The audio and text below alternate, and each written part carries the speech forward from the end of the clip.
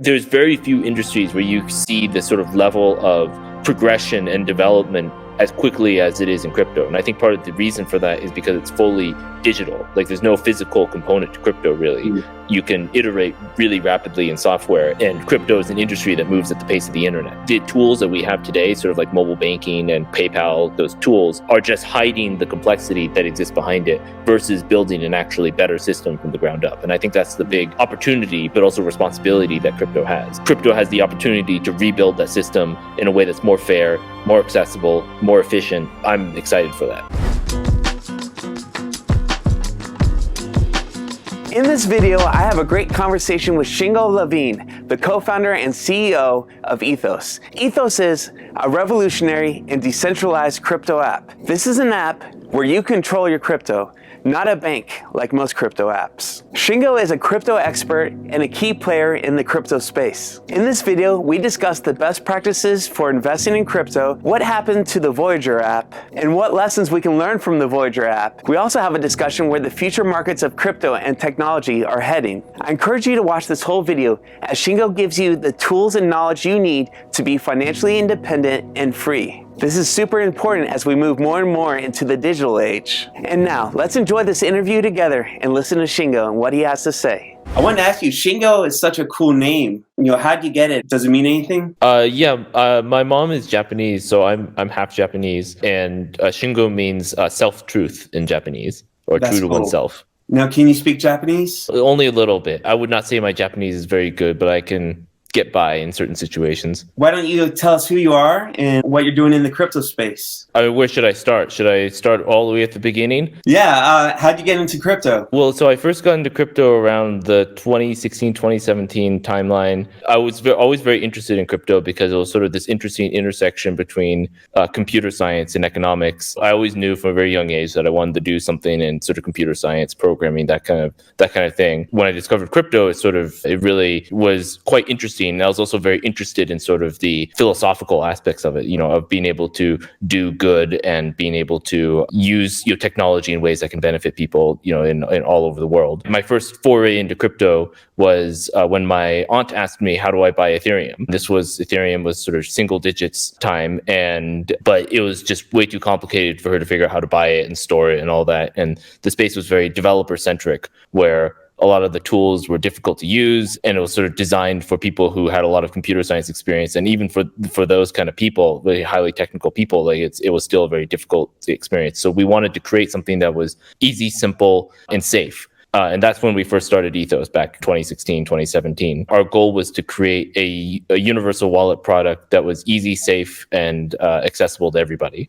And that was, believe it or not, a somewhat revolutionary idea back then. The space has come a long way since then. We grew that to over 100,000 users, and it really sort of struck a chord with the crypto community, being able to create this sort of on-ramp for mass adoption. In the process, we had built this platform called Bedrock. So Bedrock was like this blockchain application system that you could build different blockchain applications on top of across multiple chains, and it powered the universal wallet. It was around that time that we met a little company called Crypto Trading Inc. They were trying to build some financial connections and banking relationships, sort of compliance, and being able to sort of route trades to different exchanges. And their basic business thesis was, the crypto market's very fragmented across multiple exchanges, and that leads to price differences between different liquidity sources. And if we could aggregate it and make it easy and accessible for people to access in a simple app, it could be potentially very powerful. And when we talked to them, we realized there was a lot of synergies between the companies. We had a lot of crypto technology, crypto expertise, and we told them, do you guys want to be sort of a fiat broker, or do you want to be a real crypto broker? And obviously they wanted to be a crypto broker, so we merged with them through a sort of crazy merger to create Voyager. We helped them launch the first version of their app. We actually integrated all of the crypto systems before the merger was even commenced, and we helped them grow to millions of users. And I left the company in February 2021 because of some issues that I saw in the company and disagreed with sort of the direction that the company was going. Unfortunately, the decisions made by management led to the bankruptcy, and now we're rebooting Ethos because we believe that the future of crypto is decentralized, and that the system that should have been built in the first place should be decentralized, consumer-centric, while still being easy to use. And so we've made a number of advancements on sort of the key storage and trading, and we think that we have a really good solution, and we're working on launching that in Q2 of this year. Hi, I'm Shingo, founder of Ethos. I am a famous crypto CEO. I am wearing vegan sandals. With the Ethos DeFi Trading Vault, the only one who has control of your keys is you. Because it's really not a good idea to hand over your keys. Don't listen to Shingo. You can totally trust me with your crypto. And because the Ethos Vault integrates with your mobile hardware subsystem, it's just as secure as any hardware wallet. The security of your assets is my top priority when I'm not playing League of Legends. And with our patent-pending Magic Keys technology, we've made it virtually impossible to lose your keys. I never lose anything. Wait, where's my beanbag? Ethos is super intuitive, with live trading just like any centralized exchange. All this DeFi talk is making me hangry. Give me my cucumber. So it's time to take back control with Ethos. Wrong. Always trust a CEO. You're not, even real. I am not a phony. I'm the real deal. Have I ever told you about my effective altruism? Can you explain to me Ethos like I'm 5? We want to make crypto accessible. That's ultimately the goal. And we want to enable anyone to access crypto and all the features of crypto, no matter where they are. Our mission statement is to create a financial ecosystem that's open, safe, and fair for everybody. And initially, when we met Voyager, that was a lot of what they were trying to do too. I've always been a big proponent of crypto technology and Bitcoin and all these and blockchain technology. And I always thought that what was needed was sort of easy and safe and accessible on-ramp for sort of the masses. So that's what we're trying to do. And with Ethos, we want to make self-custody technology available to everybody. Because right now, self-custody is sort of inaccessible to many people. It's complicated. Even, with a ledger, it's difficult to use because you have to write down your seed phrase and make sure that you keep that safe. And there's all kinds of ways that you can get hacked or phished or scammed. And it's sort of a dangerous place out there right now. We call it sort of key anxiety. And that's what's been driving a lot of people towards centralized exchanges. But the issue is, because everybody's been going into decentralized exchanges, it's resulted in this sort of wave of bankruptcies where all these companies were sort of interdependent on one another, and sort of created this unhealthy system that was sort of born out of convenience. And all the users had this sort of preference away from self-custody, but that's sort of not in line with the sort of ethos of crypto. So we want to bring it back to self-custody and make people not have to choose between security and convenience. That's a little bit of a longer-winded answer, but that's what we're trying to do. My understanding is you have Coinbase or something like that where it's really easy, but you don't own your coins. Then you have hard wallets or cold wallets, which would be like Trezor, Ledger Nano. But that's like a little bit more work. You got to know your seed phrase. It can be kind of scary if you lose a code and whatnot. And it sounds like you're saying Ethos might be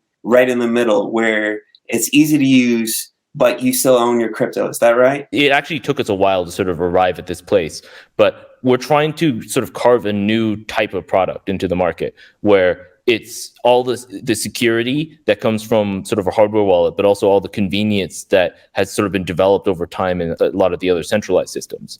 And so the big thing that we're pushing, and we're actually working on patenting, is a sort of keyless recovery system where you don't have to remember any seed phrases, no passphrases, some security questions, social guardian system where you can restore your keys on any device at any time, and you don't have to worry about losing your keys, but it's still fully decentralized and highly secure. And I think we want to bring that same level of hardware security to a mobile device. And mobile devices have also advanced quite a bit in the last sort of 5 years. And we're using sort of the secure enclave system, which is actually a hardware security module that's on the phone. So the keys, the actual key itself is stored in a hardware module, similar to how it would be stored on, say, a Ledger or a Trezor, whatnot.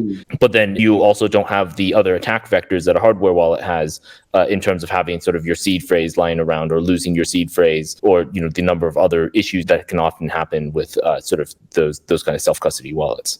So we're really trying to carve sort of a new way for people to do self-custody. Can you explain DeFi?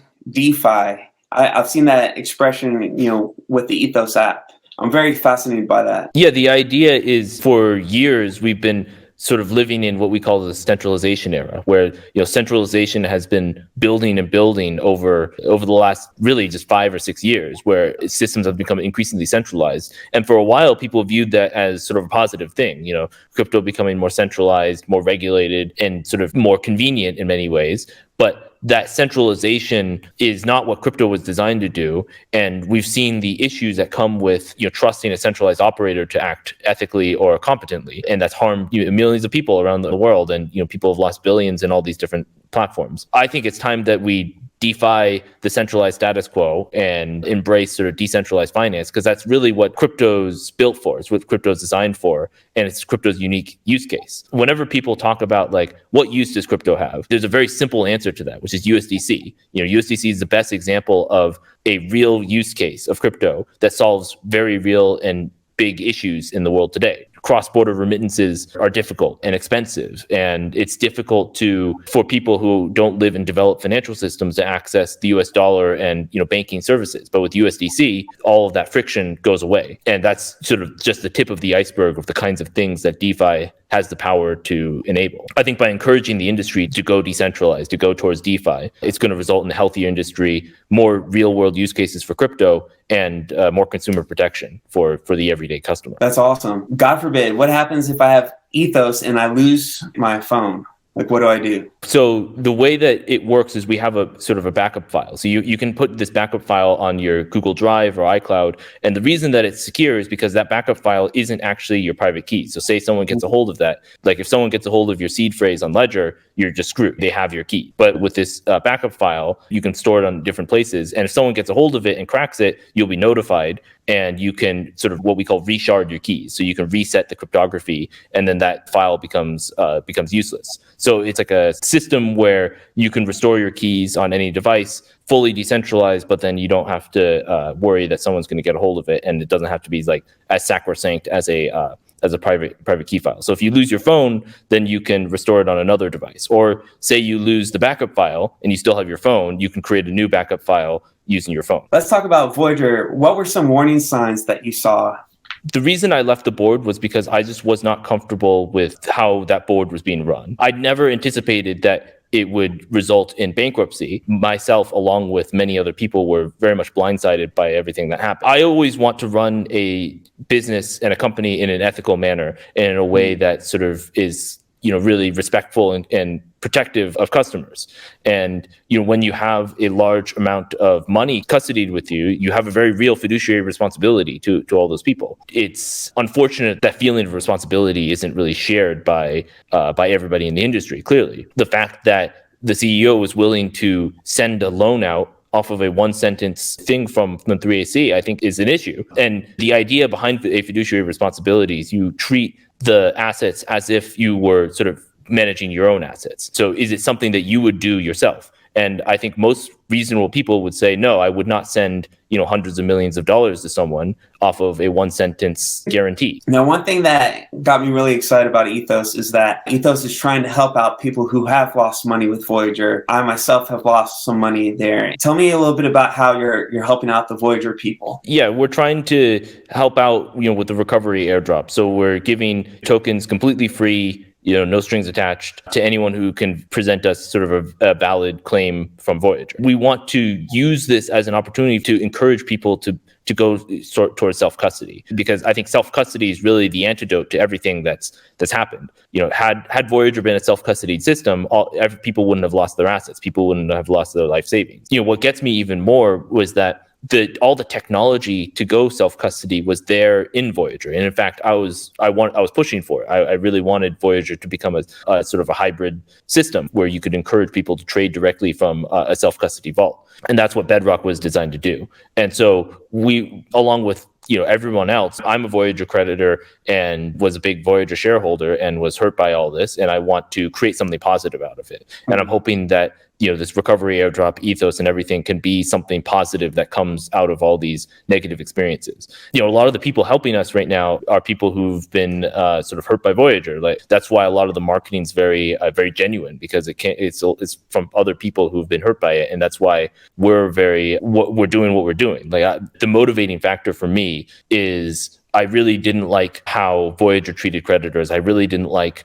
how the industry was being built around centralization. It just felt like it wasn't in line with the ethos of crypto. That's what motivates me. That's what motivates me to do all this stuff. Is there a deadline for when you need to apply to get your airdrop? We haven't put a deadline out there. We're probably going to leave it open for a while. There will be a deadline at some point in the future. We want to encourage as many people as possible to join.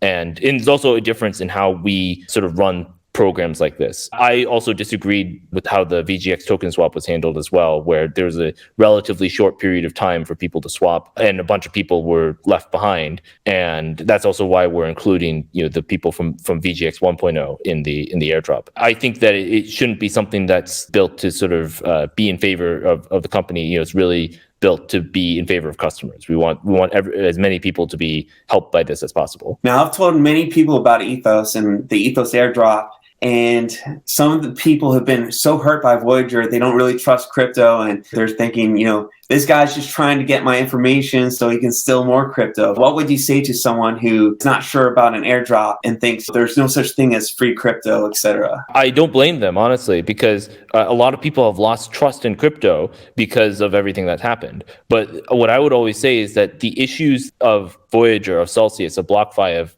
FTX, of all these different centralized places that collapse, they're not issues of crypto. They're issues of centralization. And these same issues can happen in the traditional financial system as well. And in fact, issues of centralization were a big part of the reason that crypto, was created in the first place. Bitcoin was created in response to, the 2008 financial crisis, where centralization hurt billions of people all around the world because of, the actions of a few centralized, entities. And the financial system became too centralized and power was not, sort of distributed.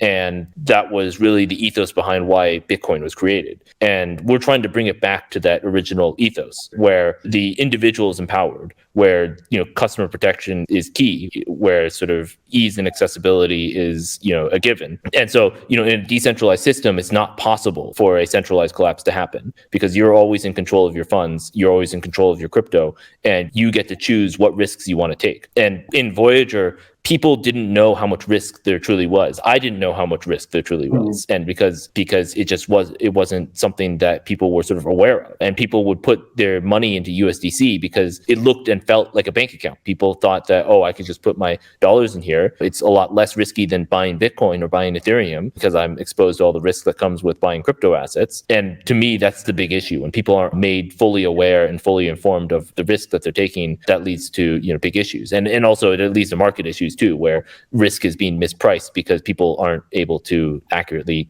price it in the market. And, that's what happened there. And so in a decentralized system, everything's on chain. The blockchain never lies. You can see everything that happens. Yeah. That transparency, I think, is a big difference. And I would really encourage people who are skeptical of that to sort of really understand it, to understand sort of what they're getting into, but also what benefits it brings too. So what are your thoughts about Bitcoin? I'd consider myself a Bitcoin mostlyist. So I'm not a maximalist where those are people who only invest in Bitcoin. Bitcoin is in my main portfolio, but I understand that there are other coins that certainly have a purpose, and definitely like Ethereum and some other coins. What are your thoughts about the king of crypto, Bitcoin? I think Bitcoin and Ethereum are two very different things. Bitcoin is the origin of crypto, and it's really built upon this sort of belief in an alternative financial system and a belief in an alternative way that value can be distributed and transferred. And I think that there's always going to be a big use for that. I think Bitcoin's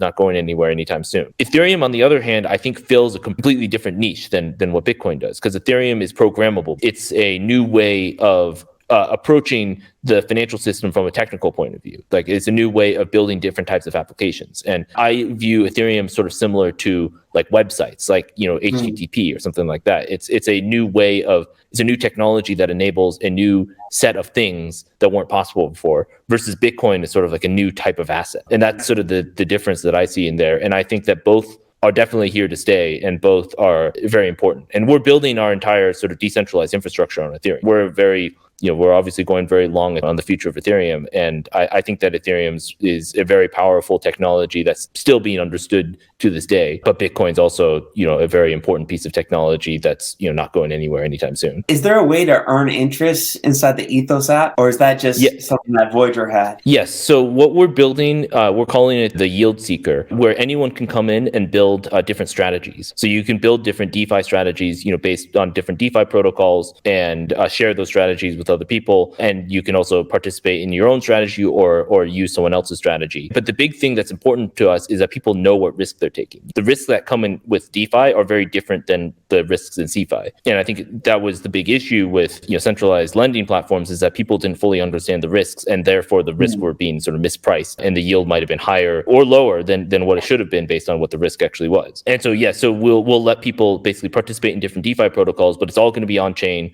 and it's going to be all opt-in. You'll be able to understand those risks and choose to participate or not to participate. It's up to the individual, and there's different sort of levels of risk taking that you can do in DeFi. Now, can you define DeFi versus CeFi? So DeFi is the financial system without intermediaries, is the short description of it. But what most people refer to when they talk about DeFi are like DeFi protocols. And the way to think about protocols is like little pieces of software that run on the blockchain that do specific things. So like USDC is a DeFi protocol. USDC does a number of things. You can trade the USDC in $4.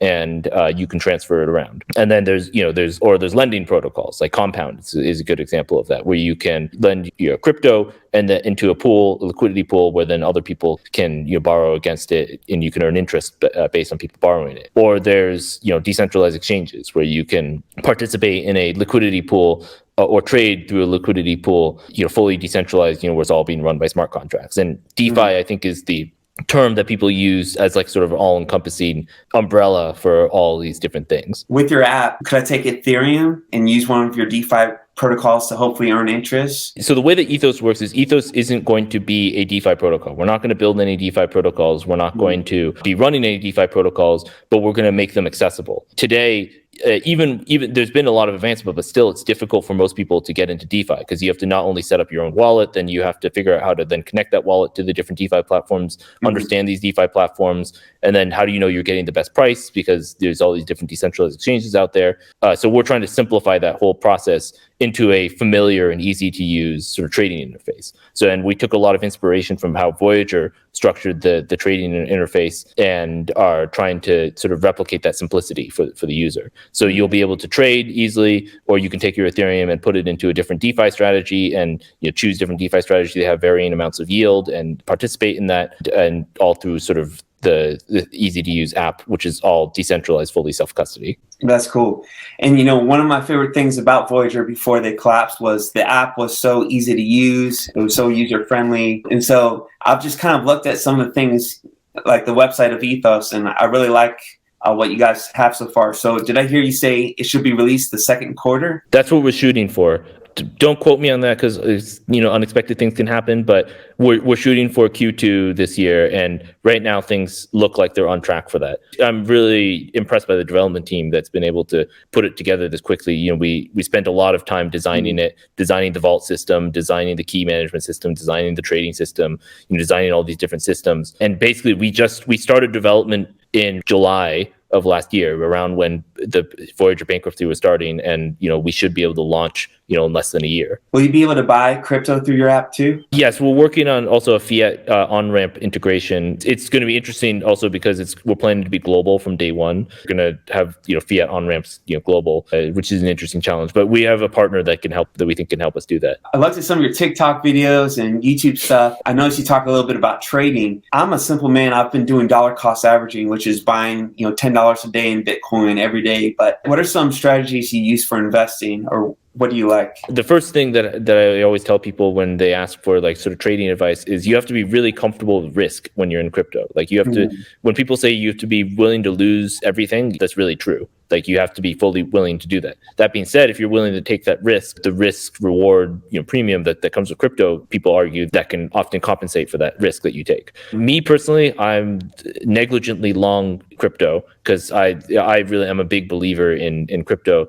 And I tend to be just sort of long and long and forget about it kind of thing. I think that a decade from now, crypto is going to be bigger than it is today, and its technology is something that no other industry can offer, that we'll see more and more use cases of it, come over time. All I want to do is be sort of exposed to that growth that I think is going to happen in crypto. I tend to not really trade that much because I don't think I'm a very good trader, but I've had a lot of success with basically just buy and hold for long term. And what I like about Bitcoin and Ethereum is that there are rules. You know how much Bitcoin there is. There will never be more than 21 million. I know Ethereum, the rules have changed a little bit, but we at least know how much Ethereum should exist and whatnot. But with the US dollar, it's just being printed and printed and printed. Mm-hmm. Inflation is 6.5%, but they changed the way they measure it, where inflation really is 15%, while crypto has just rules. And with those rules, you can use those to make good decisions. Well, yeah, and also there's a level of transparency that comes with the monetary system of crypto that just seems, at least at this point in time, is impossible to achieve with the traditional system. The headline figure of inflation being 6.5%. Well, the way that they measure that inflation most of the time is they literally just go to a grocery store, the average grocery store, and put a bunch of items in there, and then they call that inflation. And sure, that's a decently good way of measuring it. But I remember when I first learned that's how inflation is measured in economics class, I was like, really? That seems a little bit like almost arbitrary in some ways. Yeah. And it would also exclude lots of other types of inflation. Like what about commodities, or like energy prices, like we're seeing right now, or gas, or all those different things. And I think that lack of transparency can often lead to mispriced markets.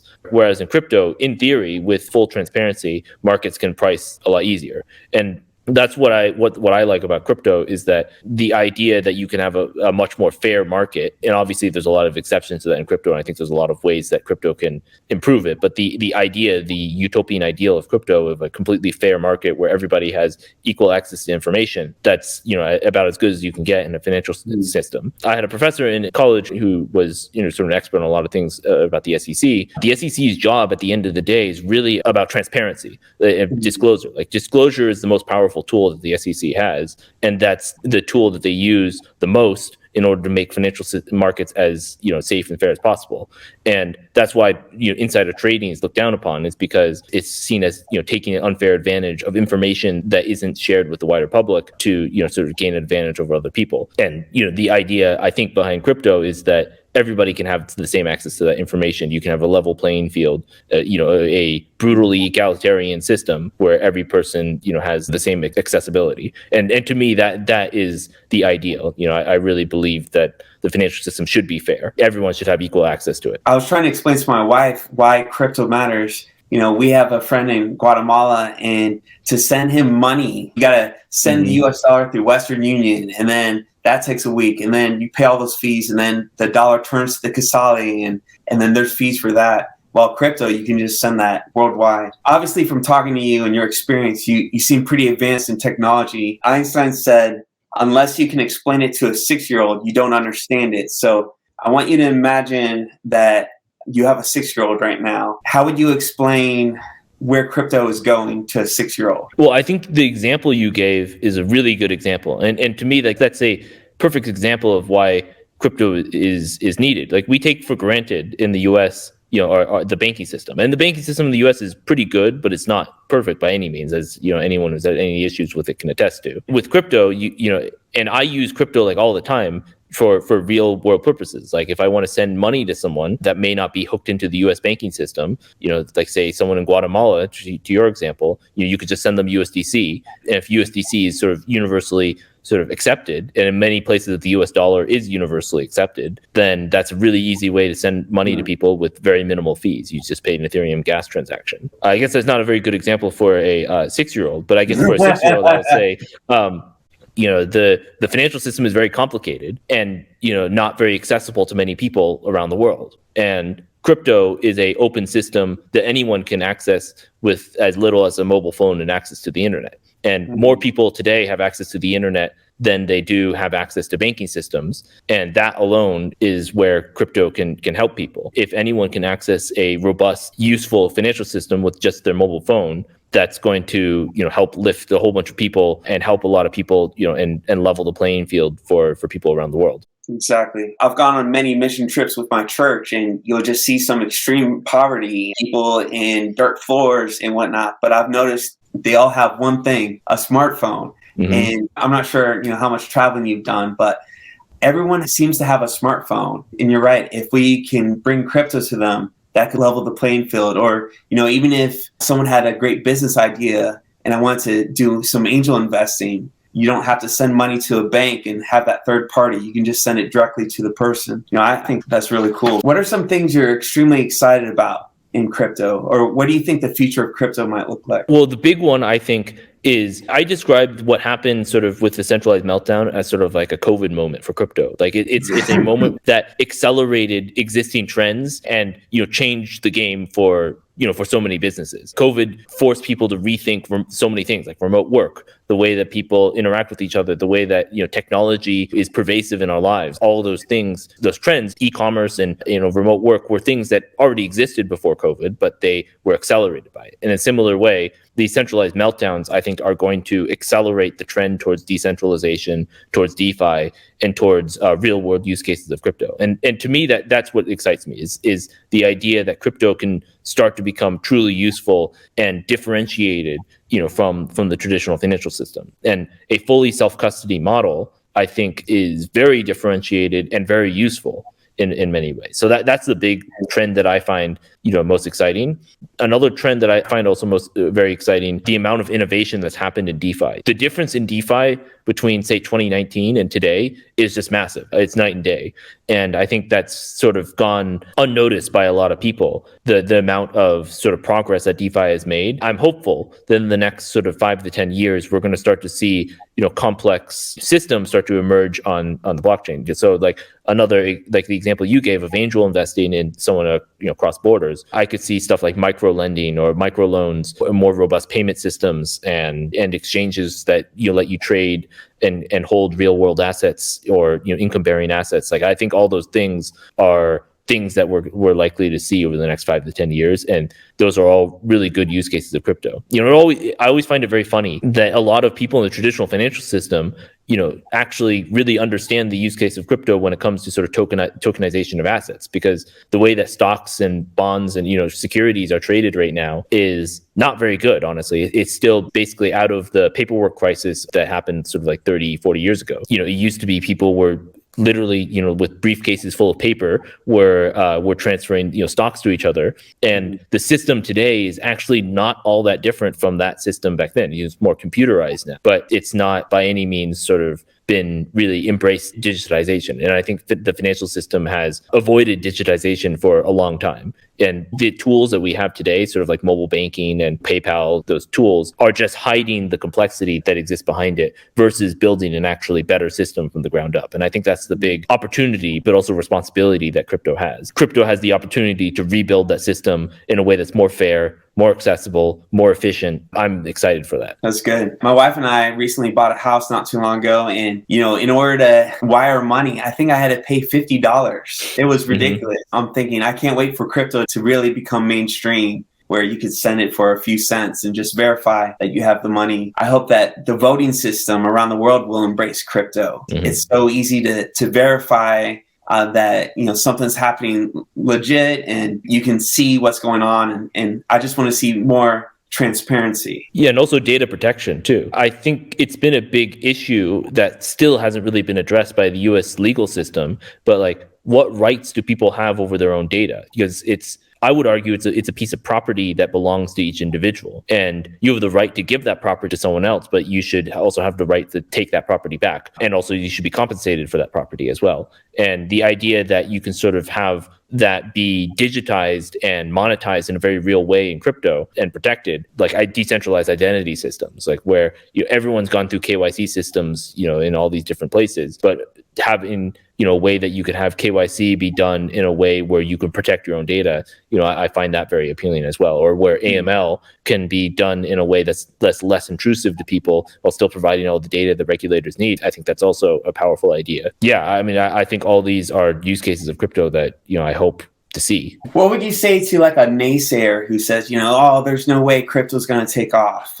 I mean, to me, I feel like we're in the early stages of the internet. Do you feel that crypto is inevitable? Like one day it's just going to happen? Or what would you say to a naysayer? Well, I would say it's already happened. I think crypto's already, the genie's out of the bottle, and the crypto's not going anywhere. No matter what people say, like it's going to be around, whether it becomes a minor technology or a major force, that I think that's really what's up in the air. Like, is it going to become a minor technology that powers a few niche systems, or is it going to become, something that's pervasive in everyone's lives like the internet? I tend to lean towards, it's going to be pervasive everywhere, but I could see the arguments against that. There's very few industries where you see the sort of level of progression and development as quickly as it is in crypto. And I think part of the reason for that is because it's fully digital. Like there's no physical component to crypto really. Mm-hmm. You can iterate really rapidly in software, and crypto is an industry that moves at the pace of the internet. So, I mean, the industry is going to look completely different in 5 years. It looked completely different 5 years ago, and it's probably going to be nearly unintelligible to us today in 10 years. Where that takes us, I'm optimistic, but I know there's tons of really smart people working in crypto that are going to,